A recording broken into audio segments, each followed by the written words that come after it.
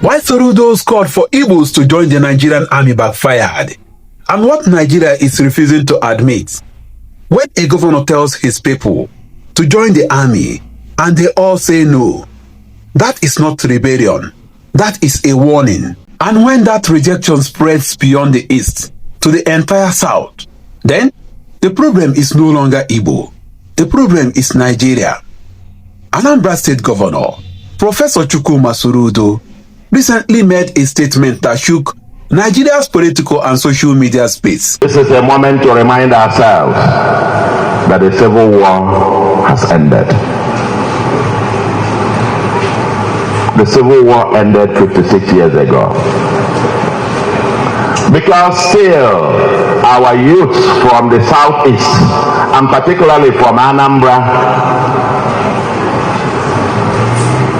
the last recruitment exercise into the army and even into the police force, the Anambra, I think, had the lowest expression of interest in the country. I want to use this opportunity to call on our youths to enlist in the armed forces of Nigeria. Nigeria belongs to all of us. We cannot participate in it by avoiding it. We cannot be full members, but at the same time get out. This is one area where we are marginalizing ourselves. Nobody is marginalized. He urged Southeast youths, especially Igbos, to move beyond the Nigerian Civil War and join the Nigerian Army and Police. According to him, the war ended 56 years ago, and the idea of marginalization is largely self-inflicted. In his words, nobody is marginalizing us. We are marginalizing ourselves. On the surface, that sounds like a call for patriotism. But beneath the surface, it touched a nerve Nigeria has refused to treat. Instead of applause, what follows was outright rejection. Not polite disagreement, not cautious silence, but anger, sarcasm, ridicule, and resistance. Across social media, many Igbo youths didn't just say no. They questioned the timing, the motive, the history, and the entire Nigerian system that made such a call sound detached from reality. So today, let's ask the questions Nigeria kept avoiding.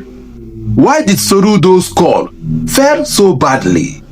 Why do many Igbos and now other Southerners avoid the Nigerian army? And what does this growing rejection say about Nigeria's future as a country?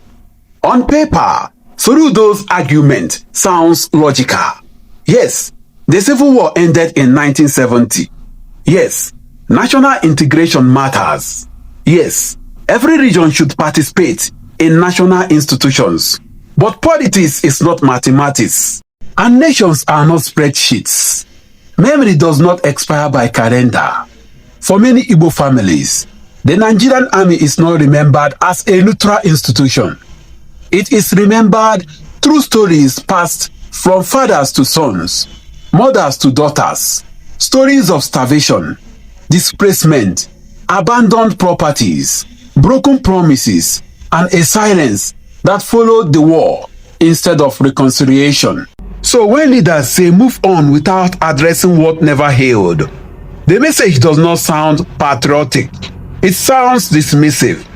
And dismissive messages don't recruit soldiers.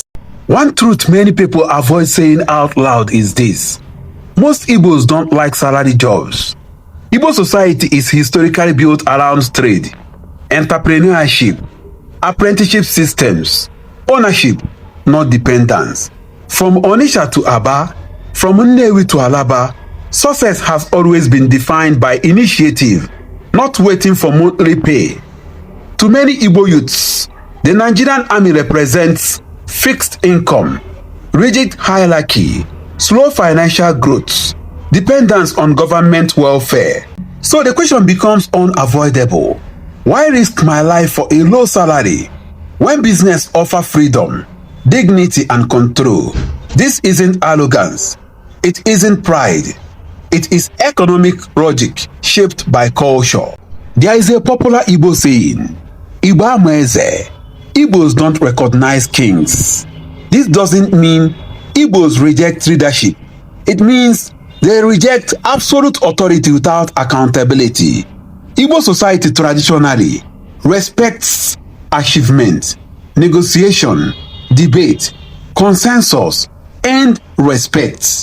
The military, by design, demands unquestioned obedience, rigid hierarchy, rank worship, silence. So many youths feel this system does not reflect who we are. This is not rebellion. This is not indiscipline. It is a cultural mismatch. Join, but lead when. This is where the conversation becomes uncomfortable. Across Nigeria's modern history, many Igbos quietly ask, if we join, we will never lead. Let's be honest.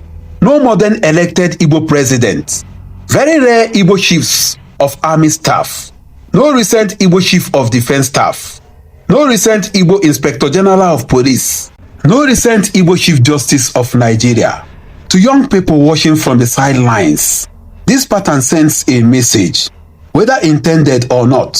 Serve, but don't decide. And risk without representation does not feel like patriotism.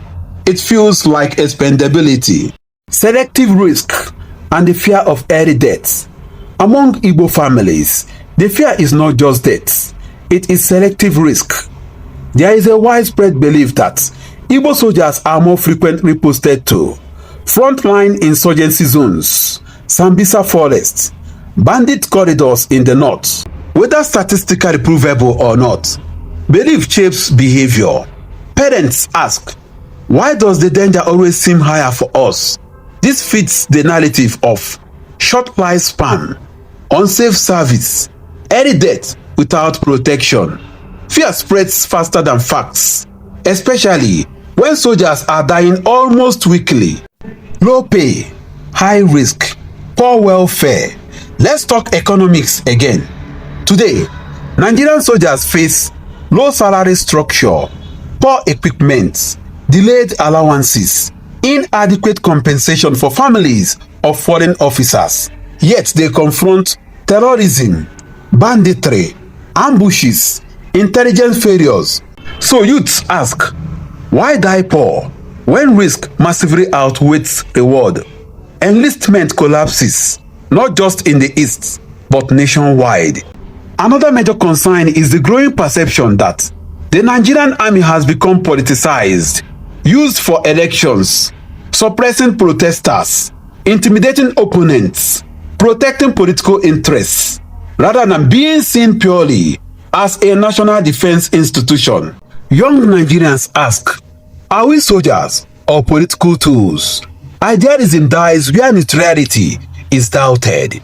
The Southeast experience checkpoints, not protection. In the Southeast, the army is often experienced not as a shield, but as a presence marked by endless checkpoints, intimidation, aggressive stop and search, civilian harassment, especially during IPOB-related operations that often affect innocent people.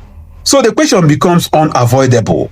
Why join an institution that treats my region as hostile territory? You don't recruit from fear. You recruit from belonging.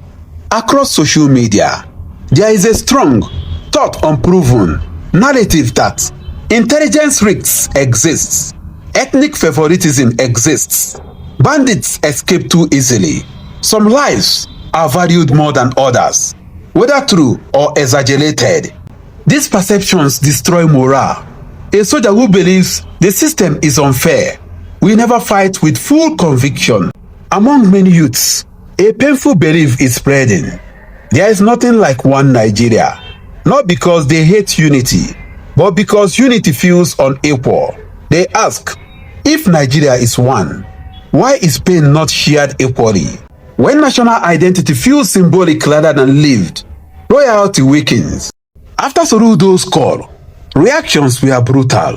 Some said, tell your son to join first. Others said, join and die so that politicians can sleep peacefully.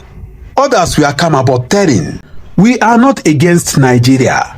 We just don't trust Nigeria. These reactions matter because perception is political reality. Perhaps the most important part of this story is this. Other Southerners are now rejecting enlistment too. Why?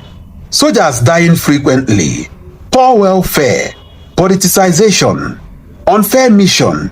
This is no longer ethnic. It is generational. Finally, this debate is not anti-army, not anti-North, not anti-Nigeria. It is anti-denial.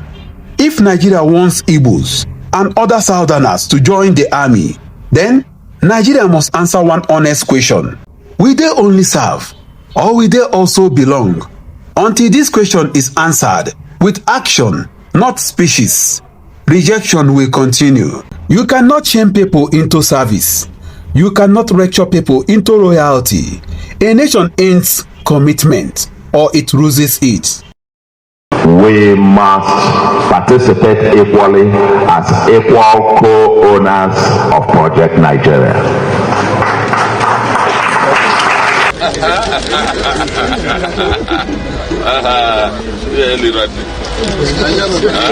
Are you sure?